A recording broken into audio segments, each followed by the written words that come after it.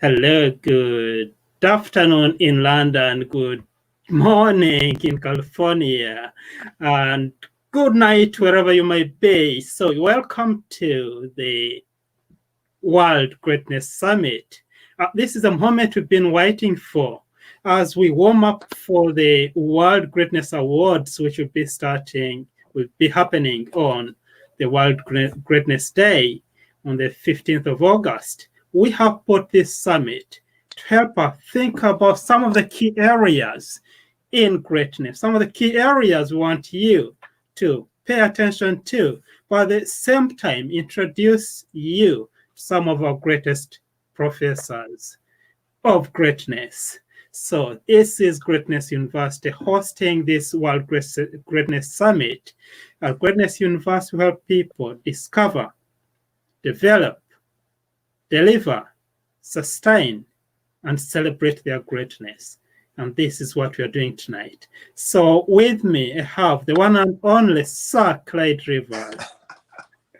Patrick, Doctor of Greatness in Civility. Yes, Dr. Rivers, how are you? Doctor, my professor, Chancellor Basinge, I am so honored to be with you because we're in a day of change. Yes. And until people begin to understand their greatness, the world will not progress the way it should. Mm-hmm. So, Professor Rivers, could you tell us about how you got into this civility, world civility, being the spokesperson for world civility? Or in other words, how did you walk into your civility greatness? You know, what it is God gave me a mandate. He said, your job is to protect my image, which is people, until people have a chance to hear my message. So that was an assignment, man, prior to any title, was the number of people in the world all have a positive contribution. And the Spirit of God wanted me to make sure that people around the world are protected. So then I started with the Golden Rule International. I became a spokesperson for Golden Rule Day, which is to teach the culture of treat others the way you want to be treated. Then I met Dr. Bradshaw and actually Chuck Hughes, and I became the spokesman for actually World Civility Day. And now we just started Africa Civility Day.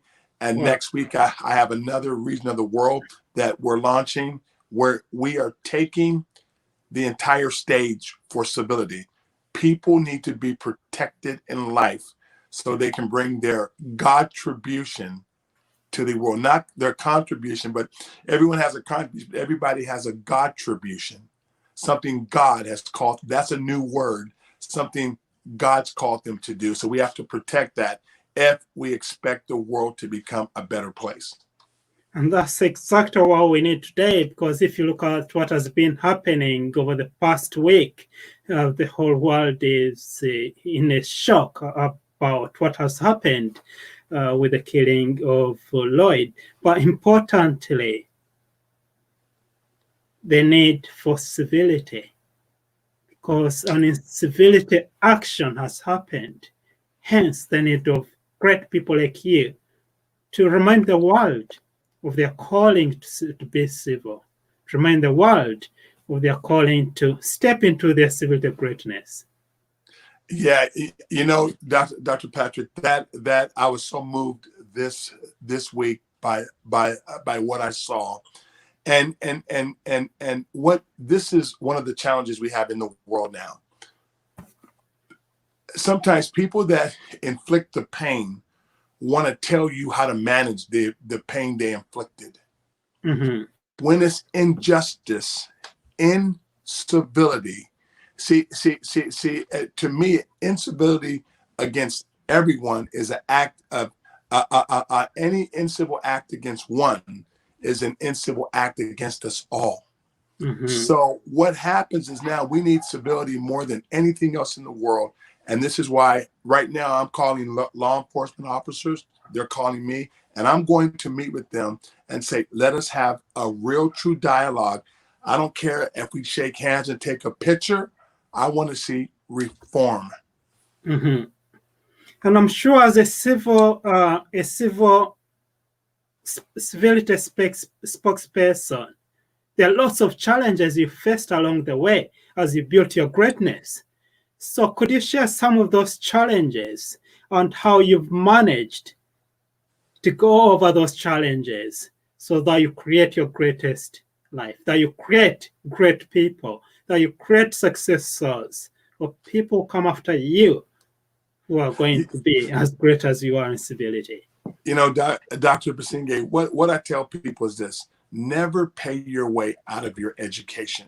Mm-hmm. There's an education that every life has to experience by their own self. Most people want to pay their way out of their pain, but when they make it through their pain, they can reign. Mm-hmm. So every trial you're up against is tailor-made. I've been criticized. I was headline news as an American fraud. One time I have excellent people turn on you and all these things. And what happens when the vision, but here this, nothing stops the vision from God, but you have to learn that in life. And when you learn that God's vision, he has the people. And you know what? And Dr. Patrick, one thing I learned is you can't do it by yourself. Yes. And when I learned that day, I began to open up and let people in to work their assignments. And then their assignment can't stop mine. So we keep moving and building. And now our civility movement, Dr. Pat, this thing is taking off all over the world. I mean, I have this coming week, I have a meeting with a law enforcement agency, and we are coming in with how to bring civility because God needs his people protected. Indeed, yes. Thank you so much for sharing that greatness with us. Thank you very much for being with us today, on the day where we are holding the World Greatness Summit, on the day where we are reflecting on what is going right in our world, what is going wrong, and how we can help people rewrite their present. How can help those people at the same time rewrite, as in writing, their future? Because there are lots of things that are going wrong, but because of civility, because of the civility principles, then we're able to get back to the right path and then walk on the path to our greatness. But at the same time, fulfill our calling, fulfill our mission to the world. Yeah. So how can we stay in touch with you so that you can help us create our best lives? You know what? They can get a hold of me on social media, Facebook, Instagram, and you know what it is this, man. We have such an amazing network now that, man, if you get a hold of any one of us, man, any one of us can help you. I think we've kind of built institutions in a way that I believe is unhealthy, and where you make it all about one man or one woman. We have to make it about us. Mm-hmm. And say, hey man, everyone can help you in this network. So mm-hmm. I'm not put this way. I know when to put the baton down and stand behind great leaders. And it's my time to put the baton down and lift others up. Most people hold on to the baton too long.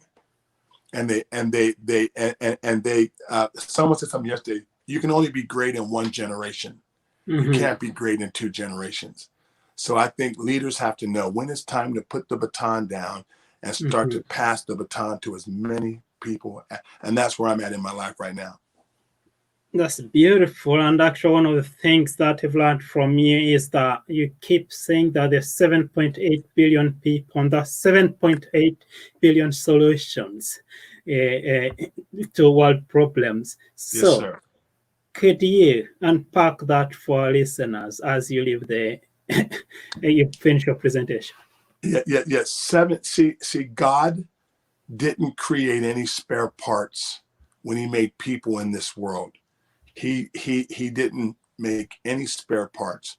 7.8 billion people with multiple giftings are the solution to all the world's issues. Now this is a challenge.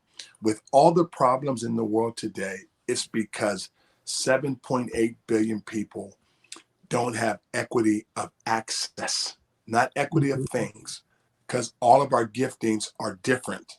So we need equity of access so we can bring our gift contribution to the table. And what I see that's taking place right now, Dr. Patrick, in the world, what I see is those institutions are now breaking. And now it's about the value of one. Now watch this here for a second. The value of one. Look at this actual virus was started by one sick person, passed and shut the whole world down. Yes. 8 weeks later, an actual man that dies on the street because of injustice. Now the whole world's rising up again. And I'm saying God is showing the world, you better begin to value one person, because every one of 7.8 billion people, every one is valuable, whether you think so or not. Oh, that is beautiful. That's beautiful. So I've done my